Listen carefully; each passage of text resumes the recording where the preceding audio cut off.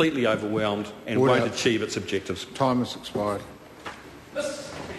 Chris Ockenvold. Thank you, Mr. Speaker, and I'm very pleased to rise today to support the Weathertight Homes Resolution Services Financial Assistance Package Amendment Bill. First of all, Mr. Speaker, I'd like to acknowledge the Minister, Maurice Williamson, for his work on this bill. An outstanding man, as the Attorney-General says. We're becoming so used to this Minister coming to the House to give us good news from his various portfolios. Good news. Good news. And in question time, it happened again today. And here is yet another example of the good work this Minister is doing, in spite of the criticism that gets levelled at him from the other side of the House. But wait, there will be more about that later on. But, Mr. Speaker, to adopt a serious tone for a moment, because this is a very serious business. We're all relatively familiar with this dire situation that many thousands of families have found themselves in when they discovered that their home is leaking and rotten. And it has been salutary to listen to some of the submitters who came to see us, often those who were not, unfortunately, within the scope of the bill, but nonetheless, the personal misery, the personal discomfort is palpable. And in most cases, we're talking about someone's largest asset into which they have invested their life savings. It's been over a decade now, Mr. Speaker, and this long-running problem has been waiting for the leadership that this government has now provided. When I say waiting for the leadership, let's just see what the leadership has been in the past. 2002, Mr. Speaker, headline in the New Zealand Herald, "Rotting building crisis is just a beat-up," says Clark, the Prime Minister of the day. 2002, she dismissed the leaky building crisis as a Herald beat-up because of only about 1,000 calls rather than tens of thousands have been logged.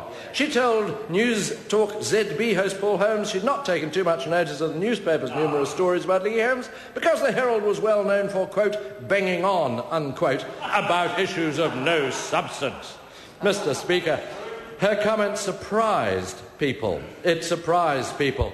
And they said that things had to change. Well, this government has changed things with this particular bill.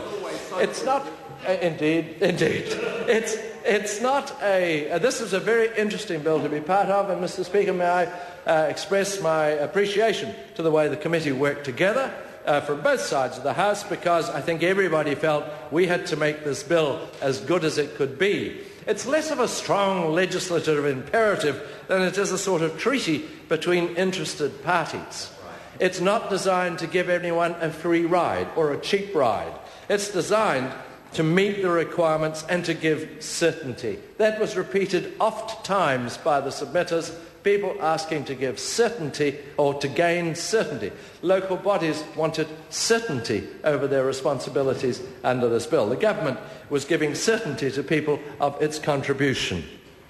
And the banks have been involved in the discussion, and they have started to show that they're willing to be involved in the same way. And so it's more of an opportunity for involvement under rules that this bill is. My involvement has been as the chair of the local government of the Select Committee, and as I say, I thank all members who participated.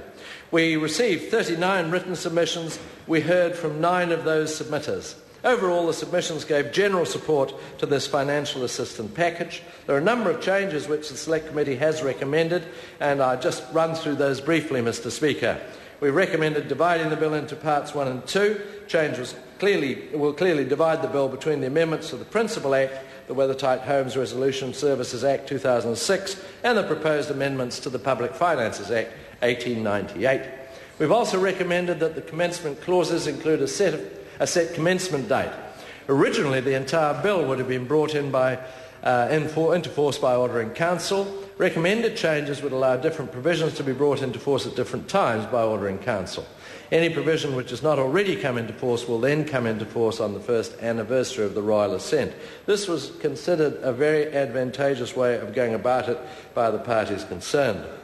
But as a result of recommendations from the Regulations Review Committee, the commencement of legislation by order in Council should be used only in rare and exceptional circumstances.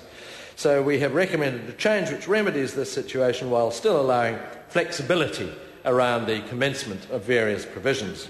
In addition, there are various changes to definitions used in the bill. Mr. Speaker, the financial assistance package will get leaky homes fixed faster. It will encourage people to take action with confidence, and it will give huge relief to the people who have been involved. It's about spreading costs evenly. The package is voluntary. We anticipate the homeowners will be lining up to take this offer. The national government has stepped up to the plate, got on with a way of finding a solution to this long-running problem. Mr. Speaker, I'm proud to be part of a government through the Select Committee process that has brought this bill forward. I commend the bill to the House. Thank you, Mr. Speaker. Mr. Speaker. Brendan Byrne.